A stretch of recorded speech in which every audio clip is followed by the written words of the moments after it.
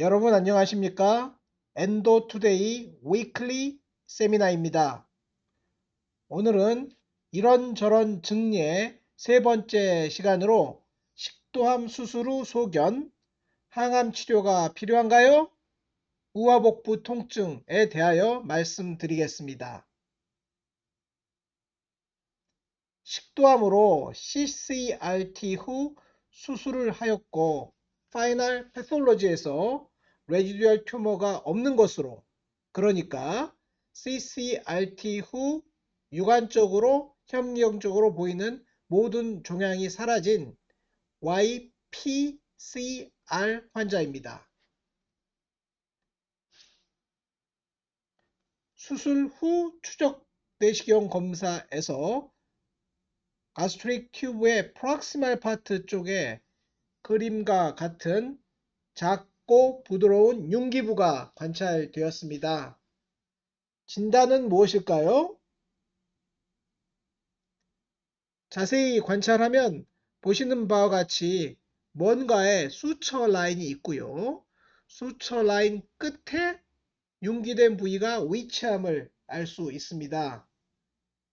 이는 아이보 루이스 수술 후 가스트릭 튜브를 만들어내는 과정에서 수처한 부위 끝, 아마 그쪽에 수처가 몇 방 더 있을 가능성이 있습니다. 그 부위가 튀어나온, 즉 수처 그래뉼로마인 것으로 판단되는 상황입니다.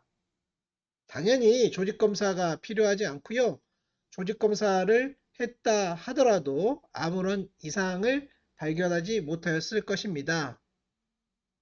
CCRT 후 패솔로지컬리 CR이 나온 환자의 재발률은 매우 낮고요. 이 환자도 5년 후 추적검사에서 전혀 재발 소견이 없었습니다. 수처 그래뉼로마로 보이는 융기된 부위는 그대로 변화 없이 관찰되었습니다. 두 번째 증례입니다.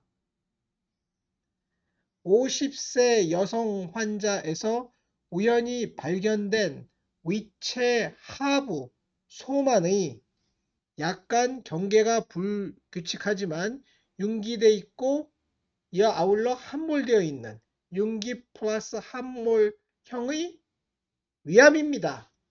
위암인 것까지는 알겠는데요. 여러분, 심달도 뎁스 오브 인베이전은 어떻다고 생각하십니까? 일단 뮤코잘 캔서는 아닌 것 같고요. 주름도 약간 끌려오고 경계도 불분명한 것으로 보아 최소한 SM 캔서이고요. 프로포머슬 캔서일 수도 있다. 이런 정도의 상황입니다. 조직검사에서 암이 확인되었는데요. 그래서 수술을 권할 예정이었는데 환자께서 갑자기 수술 후 항암 치료가 필요한가? 라고 질문을 하셨습니다. 여러분 어떻게 답하겠습니까?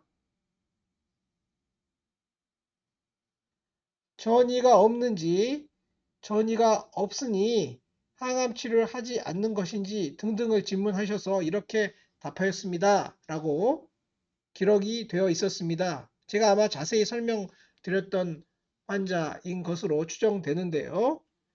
일전에도 말씀드렸지만 전이가 없다는 이야기는 아닙니다.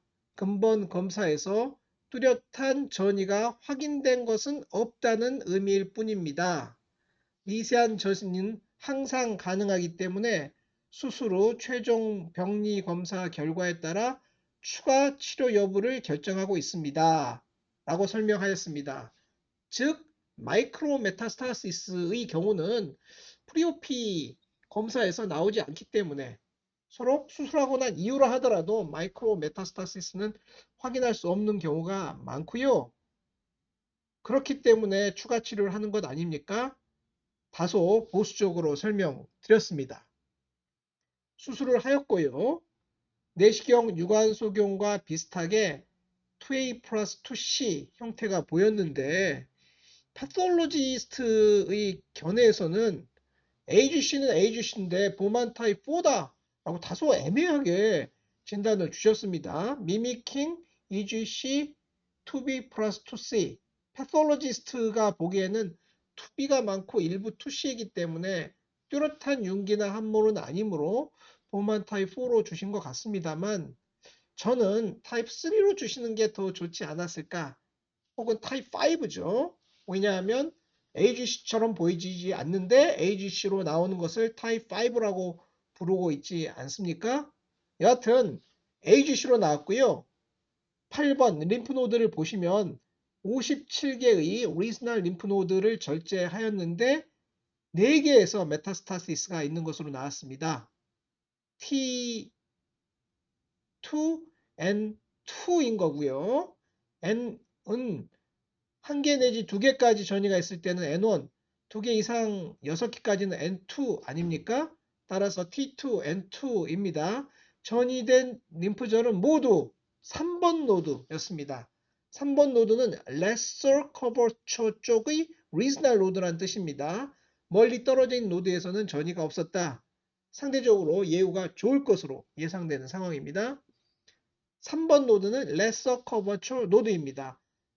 서브 토탈 게스트렉토미를 하는 경우나 토탈 게스트렉토미를 하는 경우나 모두 절제하는 가장 기본 림프노드 다이섹션에 속하는 영역이고요. 여기까지만 전이가 있었고 다른 부위에 전이가 없었던 결과입니다. AJCC 7판하고 8판하고 거의 비슷한데요. T2도 T2이면서 N2인 경우에는 스테이지 3 아니죠. 스테이지 2죠. 스테이지 2입니다. 스테이지 2B에 해당하는 거고요. 따라서 항암 치료가 필요합니다. 항암 치료의 필요성 여부는 가장 최근 KGC 대한위암학회 가이드라인을 보시면 수술을 시행하고 패솔로직 스테이징 1인 경우는 추가 치료 없이 서베일런스를 하지만 일단 2가 되면 추가 항암 치료를 하도록 권하고 있습니다. 일단 grossly complete resection이고 pathologically T2 and 2 스테이지 2B인 경우에 항암 치료를 하는 것과 안 하는 것과의 어떠한 차이가 있을까요? 제가 종양내과 의사는 아니라 상세한 건 알지 못하지만 퉁쳐서 얘기하면 과거에 일본에서 ACTSGC라는 아주먼트 케모테라피 연구가 있었고요. 거의 비슷한 시점에 우리나라에서 클래식 연구가 있었는데요. 보시는 바와 같이 스테이지 2 이상의 큐러티브 리섹션을 했던 환자에서 아주먼트 케모테라피를 했을 때 일본 연구에서는 65% 대비 53%, 즉 모두 합하여 12%의 서바이벌 게인이 있었다는 뜻이고요. 우리나라 연구에서는 젤록스 더하기 카페스타빈 더하기 옥살리플라틴을 사용한 젤록스 레지멘을 사용하였는데요. 68% 대비 53%, 즉 15%의 서바이벌 게인이 있었습니다. 일본의 12%, 우리나라의 15%, 요약하면 10 내지 15%의 서바이벌 게인이 있고요. 따라서 T2, N2, 스테이지 1을 넘어가는 AGC는 당연히 항암 치료가 필요하겠습니다. 물론 스테이지 2A에 비해서 2B에 비해서 2, 3A에 비해서 2,3B에서 서바이벌 게인이 더 크겠지만 T2, N2, 스테이지 2B의 경우는 당연히 항암 치료를 하는 거고요. 우리나라에서는 젤록스 케모테라피를 많이 사용합니다. 그래서 젤록스, 일본에서는 S1을 쓰기도 하는데요. S1보다 젤록스가 조금 좋다라는 연구도 있기 때문에 여하튼 젤록스 케모테라피를 사용하고 있고요. 이 환자도 젤록스 케모테라피를 시행하였습니다. 카페스타빈 더하기 옥살리플라틴 보통 8사이클 시행하는 것이 젤록스 케모테라피이고 5년 후 재발 소견이 없이 건진으로 리퍼 된 것으로 알고 있습니다. 다행입니다. 세 번째 환자는 right low right upper quadrant pain 잘못 쓴 것 같습니다. right lower quadrant pain 아니었을까 싶은데요. right abdominal pain으로 오신 분이고 CT상 그림과 같은 소견이 있었습니다. 진단은 무엇이었겠습니까? 내시경으로 접근하기 어려운 부위였고요.